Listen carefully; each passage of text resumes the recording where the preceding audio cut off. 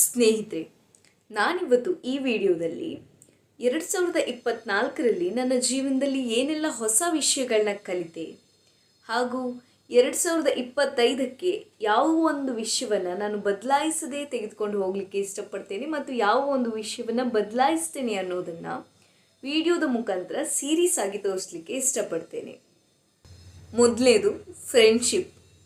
ಹಿರಿಯರೇ ಹೇಳಿದ್ದಾರೆ ನೋಡಿಕೊಂಡು ಫ್ರೆಂಡ್ಶಿಪ್ ಮಾಡಿಕೊಳ್ಳಿ ಅಂತ. ಆದರೆ ನಾನು ಮಾತ್ರ ಈ ಒಂದು ವರ್ಡಲ್ಲಿ ಕಂಪ್ಲೀಟ್ ಅಪೋಸಿಟ್. ಯಾರಾದರೂ ಬಂದು ನನ್ನ ಜೊತೆ ಒಳ್ಳೆ ರೀತಿಯಾಗಿ ಮಾತನಾಡಿದರೆ ನಾನು ಅವ್ರನ್ನ ಒಳ್ಳೆಯವರು, ನನ್ನ ಫ್ರೆಂಡ್ಸ್ ಅಂತ ಅಂದ್ಕೊಳ್ತೇನೆ. ಆದರೆ ಒಂದಿನ ಅವರೇ ನಮಗೆ ಮೋಸ ಮಾಡಿದಾಗ ಬೇಜಾರಾಗೋದು ನಮಗೆ. ಸೊ ಮುಂದಿನ 2025ರಲ್ಲಿ ನಾನು ಈ ಒಂದು ಗುಣವನ್ನು ಬದಲಾಯಿಸಲಿಕ್ಕೆ ಇಷ್ಟಪಡ್ತೇನೆ. ಯಾಕಂದರೆ ಮುಂದೆ ಸ್ನೇಹ ಮಾಡುವಾಗ ನೋಡಿಕೊಂಡು ಮಾಡ್ತೇನೆ.